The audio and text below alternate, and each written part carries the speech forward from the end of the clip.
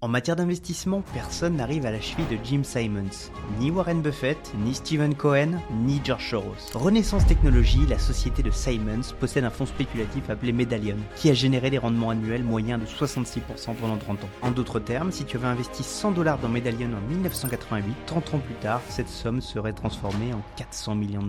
Ce qui est encore plus remarquable est que Simons a embauché des personnes qui ne connaissaient rien au monde de l'investissement. Il a embauché des mathématiciens et des scientifiques, comme lui. Alors que les investisseurs traditionnels s'appuient sur leurs intuitions pour réaliser des opérations, ils discutent avec les dirigeants, analysent des rapports financiers, glanent des informations dans des articles et tiennent compte des événements géopolitiques. Simons a suivi une voie complètement différente. Mathématicien de formation, il pensait que les marchés évoluaient de manière logique. Il a donc adopté une approche scientifique de l'investissement et a exploité la puissance des vastes ensembles de données, de modèles informatiques et d'algorithmes pour prendre des décisions. Il a ainsi inspiré une révolution qui a balayé Wall Street. Alors voici comment un mathématicien est devenu le plus grand trader de l'histoire. Jim est un éternel insatisfait. En effet, sa brillante carrière de mathématicien ne lui a pas suffi.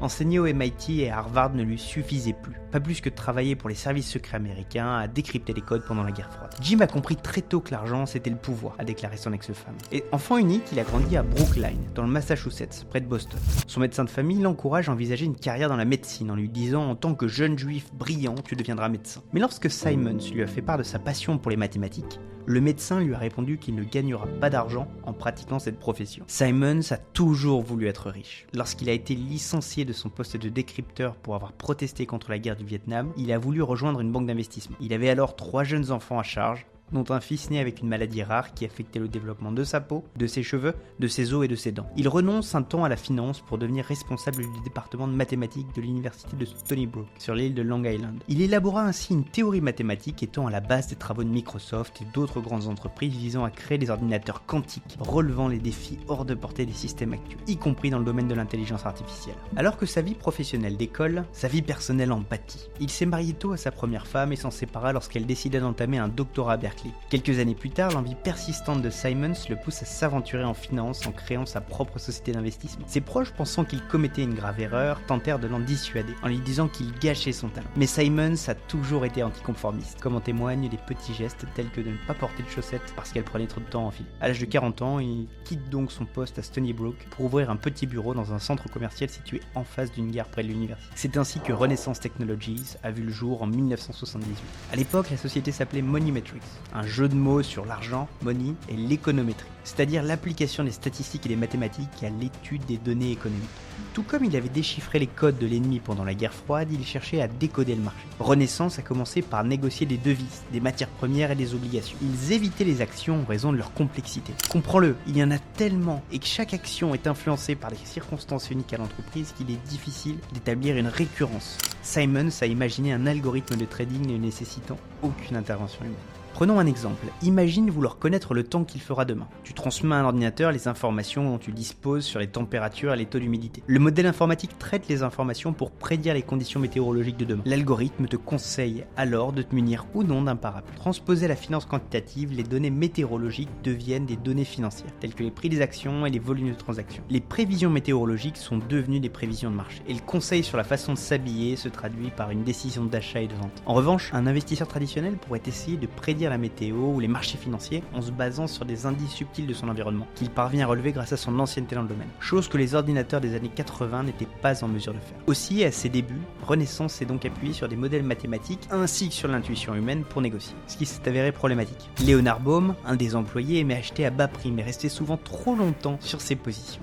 Comme en 1984 lorsqu'il a investi massivement dans les obligations américaines. Mais lorsque l'administration Reagan a commencé à émettre autant d'obligations, les prix se sont effondrés. Conscient des limites du jugement humain, Simons fait appel à James Axe, un ami de l'époque qu'il a recruté pour élaborer des modèles mathématiques plus sophistiqués dans le cadre des opérations de change. L'équipe a alors recueilli des données remontant jusqu'aux années 1800 et les a introduits dans des ordinateurs afin de découvrir des modèles négligés. Simons déclara alors « Si nous disposons de suffisamment de données, je sais que nous pouvons faire des prédictions. » Simons et Axe lancent un nouveau fonds spéculatif, Medallion, en l'honneur aux prestigieuses médailles mathématiques qu'ils ont tous deux reçues. Ce fonds deviendra par la suite le fonds spéculatif le plus prospère de tous les temps. Bien qu'au début, ils aient du mal à faire des bénéfices. Le fait qu'Axe soit isolé dans sa propriété de Malibu, au bord de la mer, n'a pas aidé. Sa préférence pour la côte ouest l'a conduit à diriger sa nouvelle société, Axcom, une entité distincte mais étroitement liée à Renaissance. Le tournant se produit lorsque Elwin Berkeland, qui avait travaillé à déchiffrer les codes avec Simons, rachète les parts de l'entreprise détenue par Axe. Il a reconstruit le système pour se concentrer sur les transactions à court terme auxquelles Axe s'était opposé en raison des frais de commission. Berkeland avait l'intuition suivante. Si l'on fait beaucoup d'opérations, nous n'avons besoin d'avoir raison que 51% du temps. Medallion s'est concentré sur des traits de court terme, cherchant à capitaliser sur les inefficacités subtiles que d'autres avaient négligées. Après une décennie d'ajustement de ces algorithmes, grâce à l'amélioration de la puissance de traitement des ordinateurs, Renaissance a franchi le cap en 1990. Le fonds Medallion affiche désormais des gains après frais de 58%. Mais Simons pensait toujours faire mieux. Il voulait des rendements de 80%. Berkeland le prend alors pour un fou et tout cela devient trop lourd pour lui. Il quitte le navire pour retourner enseigner à l'université de Berkeley. Simons rachète alors les parts de Berlekamp dans la société. Axcom, qui était une entité distincte, est dissout. À l'avenir, il ne s'agira plus que de Renaissance Technologies. Simons renforce alors son équipe. Henry Laufer, un mathématicien de Stony Brook, divise la journée de trading en intervalles de 5 minutes au lieu d'1 heure, ce qui permet à Renaissance de détecter rapidement les variations de prix à court terme et d'agir en conséquence. Leur modèle était si performant qu'ils faisaient confiance à des ordinateurs pour prendre des décisions qui n'avaient tout bonnement aucun sens pour eux. Ils rencontrent cependant un nouveau problème. Renaissance est un fonds trop petit. Après 10 ans d'activité, ils ne disposaient que de 45 millions de dollars. Ils sont un tout petit poisson dans la cour des grands. Simon savait qu'il devait commencer à négocier des actions. Il a regroupé toutes les activités à Long Island et s'apprêtait à s'engager dans une nouvelle voie lorsqu'une tragédie survint. Le fils de Simons, Paul, qui avait lutté contre une maladie rare, a été heurté par une voiture alors qu'il faisait du vélo. Il a été tué sur le coup. La conductrice, âgée, a été tellement traumatisée par ce qui s'est passé qu'elle est décédée d'une crise cardiaque quelques jours plus tard. Le chagrin de la perte d'un enfant a poussé Simons à se jeter à corps perdu dans son travail. Maîtriser l'art du trading d'action nécessitant plus d'aide, Simons recrute Robert Mercer et Peter Brown, reconnus pour leurs travaux novateurs en matière de transcription de la parole en texte pour IBM. Pour eux, le langage est un jeu de mots probabiliste, dans lequel certains mots sont susceptibles d'en suivre d'autres. Par exemple, après Bitcoin, le mot opportunité est plus probable de survenir qu'arnaque. De même, Simons voulait concevoir un système capable de prédire les tendances des marchés financiers. Grâce à leur talent de codeur, Brown et Mercer ont mis au point un système automatisé de trading d'actions.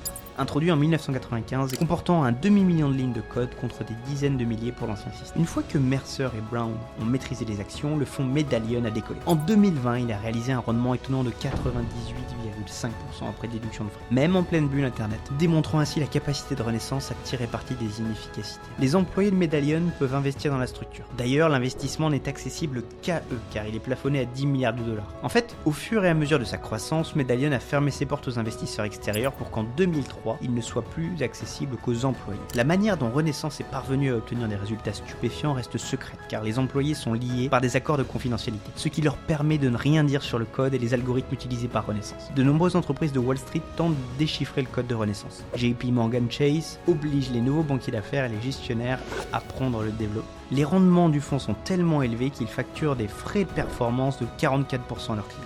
Simons avait réalisé tout ce qu'il voulait dans le monde de l'investissement. Il pensait prendre sa retraite jusqu'à ce qu'une nouvelle tragédie advienne. Son fils Nicolas voulait devenir médecin et ouvrir une clinique médicale au Népal pour aider les plus pauvres. Une semaine avant son retour à la maison, il s'est noyé lors d'une plongée sous-marine à Bali. Simons a dû enterrer un deuxième enfant. Pour un homme qui croyait fermement à la science et à la logique, cette perte insupportable est un rappel de l'imprévisibilité de la vie. Pour oublier son chagrin, il se plonge à nouveau dans son travail. Simons lança alors un fonds d'investissement plus important, le Renaissance Institutional Equities Fund, RIEF, accessible aux investisseurs extérieurs. Le RIEF a résisté à la crise des subprimes en 2008. Dans une démarche inhabituelle due à des circonstances extraordinaires, Simons a ressenti le besoin d'une intervention humaine. Il a alors guidé son équipe pour réduire les positions en action et constituer des réserves de liquidité. En fin de compte, Renaissance a rebondi et à l'issue de cette crise, Medallion a enregistré des bénéfices de 82%, soulignant la sophistication et l'adaptabilité de ses systèmes de trading. Ayant réalisé tout ce qu'il souhaitait dans le monde de l'investissement, Simons a quitté son poste de PDG de Renaissance Technologies en 2009,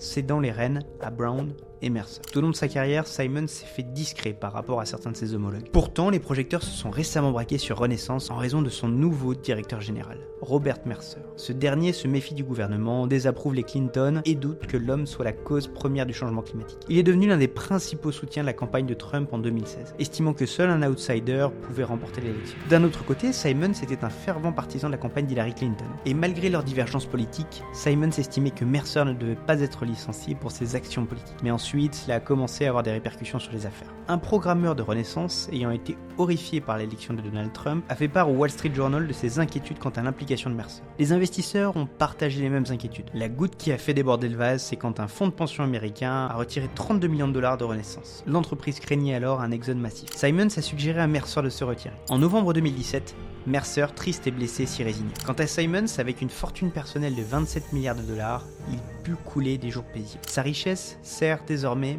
à financer des œuvres qui lui sont chères. Il a notamment fait don de 500 millions de dollars à l'université de Stony Brook. Il a financé des associations à but non lucratif luttant contre certaines maladies rares, telles que celles que son fils avait pu avoir. Et aujourd'hui, la fondation Simmons se consacre également à la découverte des origines de l'univers. Son observatoire, en cours de construction dans le désert d'Atacama au Chili, recherchera les ondes gravitationnelles du Big Bang, dans l'espoir de percer les mystères des premiers instants de l'univers. L'histoire ne retiendra peut-être pas Simmons uniquement comme un maître des marchés. Jim Simmons ne serait jamais devenu le plus grand trader de tous les temps s'il n'avait pas eu une formation de mathématiques. Et tu n'aurais pas eu vent de cette histoire si tu n'avais pas cliqué sur la miniature.